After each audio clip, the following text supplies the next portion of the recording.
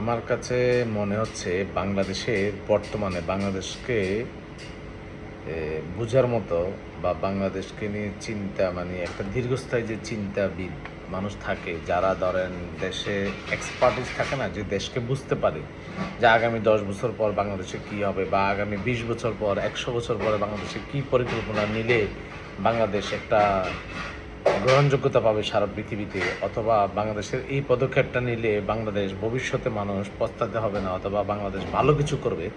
এরকম ধরনের রাজনীতিবিদ আমার কাছে মনে হচ্ছে না। বাংলাদেশে মনে হচ্ছে যেন সবাই খুব শর্ট টাইমের জন্যে সবাই রাজনীতিবিদ হতে আসে এবং শর্ট টাইমের জন্য সবাই ইউটিলাইজ হচ্ছে। বাংলাদেশকে নিয়ে দীর্ঘস্থায়ী একজন চিন্তাবিদ বাংলাদেশে এখন পর্যন্ত আমি কাউকে দেখিনি, রাজনীতিবিদ যাদের আপনার রক্ষণশীল চিন্তাভাবনা আছে। তো আমি মনে করি বাংলাদেশের উচিত, এই মুহূর্তে আমাদের উচিত, আমরা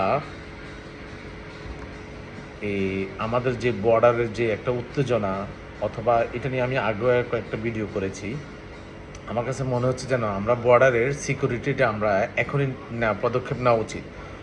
সামনে আমাদের এটা কিন্তু আমাদের জন্যে মহা আকার একটা ধারণ করবে। কারণ আমাদের এশিয়ার যে জনগণ, এরা একটু বিশৃঙ্খল টাইপের মানুষ, এবং হচ্ছে যে এরা সাধারণত অন্য অন্য দেশের মতো এত সভ্য না। সো আমরা ইন্ডিয়ার যে ইন্টারনাল যে কোন্দল আছে অথবা যে জামিলাটা আছে, আমার মনে হয় যেন আমার কাছে এটা মনে হচ্ছে ইন্ডিয়ার ভিতরে একটা, আজ না হয় কিছুদিন পরে হলেও ইন্ডিয়ার ভিতরে একটা জামিলা তৈরি হবে, যেখানে হচ্ছে যে তাদের যে ডোমেস্টিক যে মোদি সরকার বা অন্যান্য যে এটা আছে, যে মোদি সরকার এটা কন্ট্রোল করতে পারবে না এবং কন্ট্রোল করতে পারছেন না। সো এরা ধর্মনিরপেক্ষ রাজনীতি যেহেতু করে না, এরা দেখা যাচ্ছে যে একটা উচ্ছৃঙ্খল রাজনীতি করে। সো এরা উস্কানিমূলক রাজনীতি করে। সো এরা কিন্তু যেই কোনো মুহূর্তে একটা গন্ডগোল লাগবে ইন্ডিয়া। সো এইটার তখন এই ভারসাম্যটা আমরা কিন্তু বাংলাদেশ ট্যাকেল দিতে পারবো না, কারণ এটার প্রেশারটা আমাদের বাংলাদেশে আসি পড়বে। অথবা আমাদের বাংলাদেশের সাথেও ইন্ডিয়ার সাথে কিন্তু আমরা যতটাই বলি না কেন, আমরা যদি ওদেরকে দিতে পারি তাহলে ভালো সম্পর্ক আছে, যদি আমরা দেওয়া বন্ধ করে দিই তাহলে ওদের সাথে আমাদের সাথে খারাপ সম্পর্ক। সো এখন যারা দেখা যাচ্ছে যে এটা পৃথিবীর সবাই দেশপ্রেমিক, সবাই চাইবে যে নিজের ভালোটা সবাই বোঝে এবং নিজের দেশের স্বার্থ রক্ষা সবাই করতে চাইবে। সো এটা আমাদের বেলায় যেরকম, ইন্ডিয়ার বেলায় যেরকম, অন্য সারা পৃথিবীর সবার বেলায় সেরকমই হবে। তো সবাই যখন আমাদের পজিশনটা আমরা যখন ট্যাকেল দিতে চাইবো, যখন আমরা আমাদের স্বার্থ চাইবো, আমরা যখন ইন্ডিয়াকে আমাদের এক্সচেঞ্জ বিনিময় ছাড়া কোনো কিছু দিব না, তখন কিন্তু ওদের সাথে কিন্তু আমাদের সম্পর্ক কিন্তু আর ভালো থাকবে না। এটা কোনো সরকারের সাথে থাকবে না। যে সরকার দিবে ওদের সাথে সম্পর্ক ভালো থাকবে, এবং সবাই তো আর একটা সময়ে কেউ না কেউ বুঝবে যে না ঠিক আছে, ওকে, আমরা গিভ অ্যান্ড টেক, আমরা কিছু নিব কিছু দিব বিনিময়ে। ওরা যদি আমাদের সাথে সম্পর্ক ভালো রাখে আমরা করবো অথবা করবো না। এই জন্য আমাদের উচিত যে আমাদের বর্ডার সাইডে আমরা এখনই প্রাচীর বা আমরা ওয়াল দেওয়া উচিত, এটা আমার মনে হচ্ছে যেন। এবং হচ্ছে যে যে জায়গাগুলোতে আমরা গেট করব, এবং আমরা যদি সেই ক্ষেত্রে আমরা যদি কিছু কিছু দেখা যাচ্ছে যে ওদের সাথে যেখানে আমরা কমিউনিকেশন করব, ওখানে আমরা আমাদের গেট তৈরি করব, এবং ওই গেটের মাধ্যমে আমরা হাই সিকিউরিটি বাড়াবো। আমাদের যে বর্ডার সাইডে যেখানে আছে সেখানে আমরা হাই সিকিউরিটি বাড়াবো। কারণ এই পদক্ষেপটা না নিলে আমাদের বাংলাদেশি লোকজনকে জীবন দিতে হবে, মৃত্যুবরণ করতে হবে, এবং সবসময় একটা উত্তেজনা থাকবে, ওরা আমাদের দখলে আসবে। আমরা যখন আমাদের প্রোটেকশন থাকবে, আমরা আমাদের দেয়ালের ভিতরে থেকে ওরা যদি কোনো কিছু করে, সেখান থেকে আমরা অ্যাকশন নিব। সেখানে দেখা যাচ্ছে যে আমাদের বিডিআর বা আমাদের যে যারা প্রশাসনিক দায়িত্বে আছে তারাও সেফ থাকবে, এবং আমার দেশের জনগণও সেফ থাকবে। যারা বর্ডার সাইডে বসবাস করে, দেখা যাচ্ছে যে তখন তারাও থাকতে, বর্ডার সাইডে তারা যখন বসবাস করবে তখন তাদের কাছে স্বাচ্ছন্দ্যবোধ মনে হবে, এবং তারাও সুযোগ সুবিধা পাবে। এবং দুষ্কৃতিকারীরাও কিন্তু তখন সেখানে ব্যবসা বাণিজ্য করলে সেখানে আমাদের যে এক্সচেঞ্জটা হবে, সেখানে অবৈধ কোনো জিনিস ঢুকবে না এবং কোনো জিনিস বের হবে না। সেখানে আমাদের রেমিটেন্সও বাড়বে, কারণ আমরা ট্যাক্সও পাবো, আমাদের দেশের অর্থনীতিকেও ভ্যালু বাড়বে, এবং হচ্ছে যে এই দিকে আমাদের সিকিউরিটিও হাই হবে।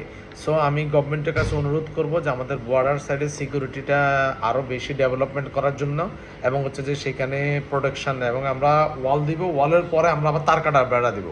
তারপরে কী হবে, আমাদের সেখানে প্রোডাকশন ভালো থাকবে, এবং আমরা আমাদের ভিতরে কি করতেছি ইন্টারনাল, এটা কিন্তু বাইরের লোকজন বুঝতে পারবে না। এবং হচ্ছে যে অনায়াসে কোনো লোকজন আসা যাওয়া করতে পারবে না ডকুমেন্টস ছাড়া। সেই ক্ষেত্রেও আমাদের দেশের প্রোডাকশনটা খুব ভালো হবে, কারণ ওরা মাদক এত বেশি আমাদের দেশে পাচার করে এবং আমাদের দেশ থেকে টাকা ওরা নিয়ে যাচ্ছে মাদক বিক্রি করে। আমাদের দেশের লোকজনে এই বর্ডার সাইড থেকে এগুলো করে দেখা যাচ্ছে যে এখানে বিজনেসের অল্প, যেহেতু এটা স্বল্প লাভে অতি মুনাফা অর্জন করা যায়, এতে লোকজন দেখা যাচ্ছে ইয়াং ছেলেমেয়েরাও দেখা যাচ্ছে যে এতে উৎসাহিত হয়ে এরা ড্রাগ এডিকশন হচ্ছে, আবার দেখা যাচ্ছে ড্রাগ বিক্রিতে তারা জড়িত হচ্ছে।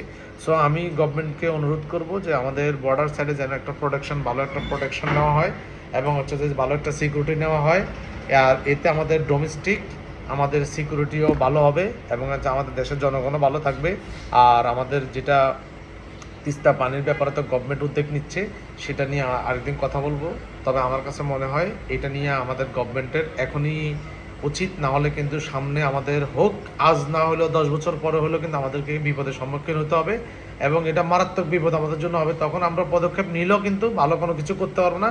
এখন আমাদের হাতে সোর্স আছে, আমাদের হাতে রিসোর্স আছে, আমাদের হাতে শক্তি আছে, আমাদের সম্পদ আছে। আমরা যদি চাই তাহলে আমরা ইউটিলাইজ করতে পারি। সো এটা আমাদের গভর্নমেন্টের উচিত এখন এটার পদক্ষেপ এবং স্টেপ নেওয়া। সো আমি এটা অনুরোধ করব, যদি আমাদের দেশে দেখা যাচ্ছে যে প্রয়োজনে আমরা কিছু টাকা ঋণ করে হলেও আমরা আমাদের এই সিকিউরিটি এবং এই প্রোটেকশন বাড়ানো আমাদের উচিত। এবং ইন্ডিয়ার ভিতরে কিন্তু যে কোনো মুহূর্তেই একটা গন্ডাগোল হতে পারে। সো এই পদক্ষেপগুলো নিয়ে আমাদেরকে আস্তে আস্তে আমাদের দেশে শক্তি বাড়ানো উচিত এবং হচ্ছে যে এবং ইন্ডিয়ার সাথে আমাদের ভালো একটা সম্পর্ক থাকবে, বাট এটা গিভ অ্যান্ড টেকের মাধ্যমে ভালো সম্পর্ক থাকবে। সো আমি দেশের গভর্নমেন্টকে অনুরোধ করব যে এরকম ধরনের একটা পদক্ষেপ নেওয়ার জন্য। ধন্যবাদ।